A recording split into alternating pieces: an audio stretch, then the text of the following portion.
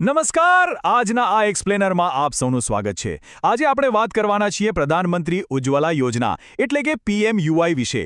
અને હા, આ માત્ર એક ગેસ સિલિન્ડર વિતરણની વાત નથી. આપણે જોઈશું કે કેવી રીતે આ એક યોજનાએ સમાજ અને અર્થવ્યવસ્થામાં ખૂબ જ મોટા અને બહુપરિમાણીય ફેરફારો લાવ્યા છે. તો ચાલો સીધી જ શરૂઆત કરીએ. શરૂઆત કરીએ એક એવા આંકડાથી જે ખરેખર આપણને ચોંકાવી દેશે. 400.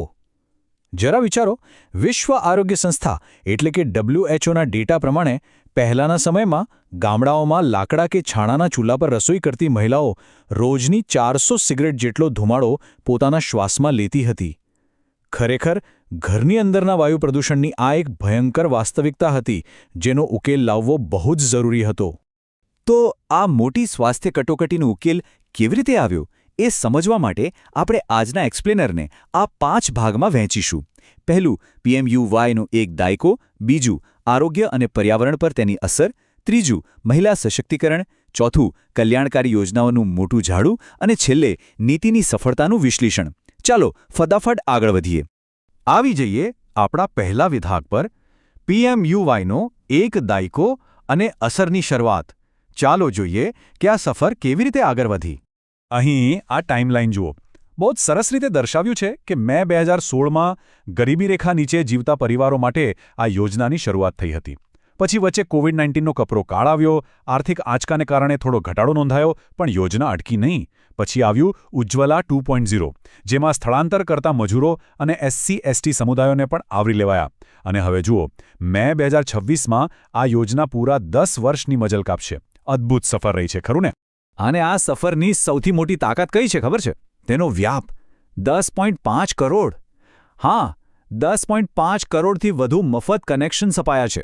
એક સમય જે LPG માત્ર અમીર વર્ગના રસોડાની શાન ગણાતો હતો, તે આજે લાખો ગ્રામીણ પરિવારોની રોજિંદી અને સામાન્ય જરૂરિયાત બની ગયો છે. હવે વાત કરીએ આપણા બીજા વિભાગની, આરોગ્ય અને પર્યાવરણ પર અસર. ચાલો જોઈએ કે હવા કેવી રીતે શુદ્ધ થઈ રહી છે. હવે આ સરખામણી ખરેખર રસપ્રદ છે. પહેલાં એવું લાગતું કે લાકડા કે છણા તો મફત છે, પણ ના, તેમાં લાકડા વીણવામાં જતો કિંમતી સમય અને ફેફસાને થતું ગંભીર નુકસાન એવો મોટો છૂપો ખર્ચ હતો જે રોજ ચૂકવવો પડતો. બીજી બાજુ LPGમાં સિલિન્ડર ભરાવાનો ખર્ચ આપણને સામે દેખાય છે, પણ સામે સમયની બચત અને એકદમ સ્વચ્છ ઊર્જા મળે છે. અને હા, આ ફાયદો માત્ર એક ઘર પૂરતો સીમિત નથી. નિષ્ણાતો માને છે કે જો આપણે આ રીતે સંપૂર્ણપણે સ્વચ્છ ઇંધણ તરફ વળી જઈએ તો હવામાં ભળતો કાળો ધુમાડો એટલે કે બ્લેક કાર્બન અને PM2.5 ઉત્સર્જન ઘણું ઓછું થઈ જાય. અંદાજ એવો છે કે આનાથી હવાની ગુણવત્તામાં 20% જેટલો સુધારો થઈ શકે છે. વૈશ્વિક સ્તરે જે સસ્ટેનેબલ ડેવલપમેન્ટ ગોલ 7 છે ને, તેને પૂરો કરવામાં પણ આ એક બહુ મોટું કદમ છે. હવે આપણા મનમાં એક સવાલ થાય કે શું લોકો ખરેખર સિલિન્ડર રિફિલ કરાવે છે? ડેટા કહે છે, બિલકુલ. કોવિડના સમયે આર્થિક મુશ્કેલીઓને કારણે કેટલાક લોકો ફરી જૂના ઇંધણ તરફ વળ્યા હતા, એ વાત સાચી. પણ એકંદર સ્વીકૃતિ સતત વધી રહી છે. શરૂઆતમાં સરેરાશ વાર્ષિક રિફિલ દર માત્ર 3 સિલિન્ડર હતો, જે હવે ધીમે ધીમે વધીને 4.7 સિલિન્ડર પ્રતિ વર્ષ થઈ ગયો છે.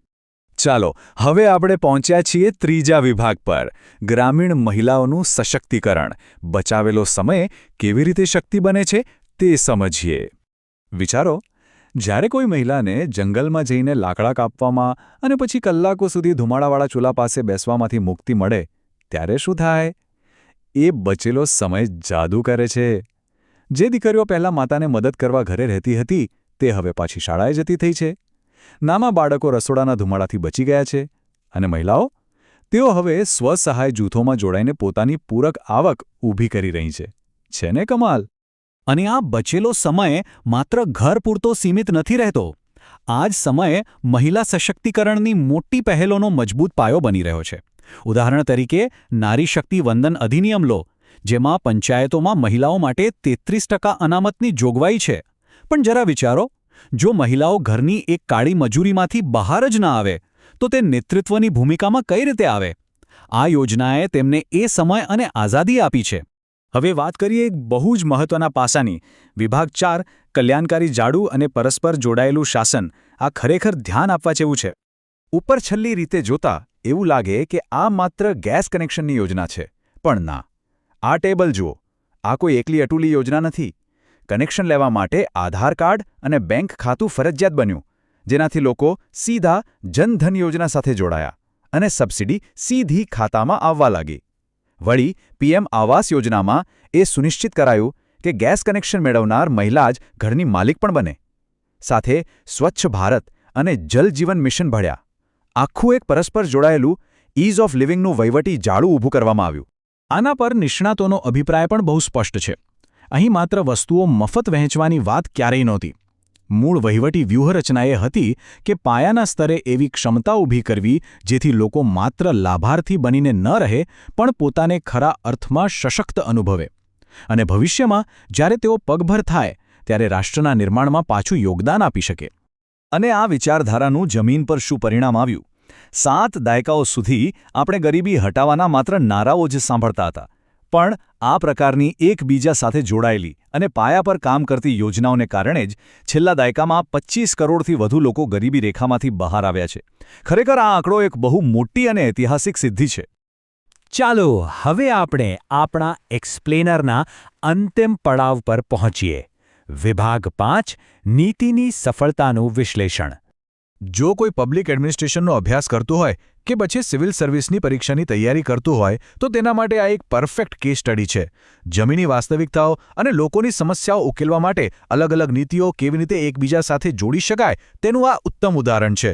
આવી નીતિઓનું વિશ્લેષણ કરવું એ જ સાચા અર્થમાં શાસન વ્યવસ્થાને સમજવા માટે સફળતાની શરૂઆત છે. તો છેલ્લે એક વિચારવા જેવા પ્રશ્ન સાથે આપણે આજનું આ એક્સપ્લેનર પૂરું કરીશું. આજે જ્યારે આખી દુનિયાના સંશોધકો આ યોજનાનો અભ્યાસ કરી રહ્યા છે ત્યારે આપણા મનમાં ચોક્કસ એ સવાલ થાય કે સરકારની આવી પરસ્પર જોડાયેલી બહુસ્તરીય નીતિઓ આવનારા સમયમાં વૈશ્વિક સ્તરે ગરીબી નાબૂદીના કાર્યક્રમોને કેવી નવી દિશા આપશે. આ વિશે જરૂર વિચારજો. આજના આ એક્સપ્લેનરમાં જોડાવા બદલ આપ સૌનો ખૂબ ખૂબ આભાર. શીખતા રહો અને હા, વિચારતા રહો.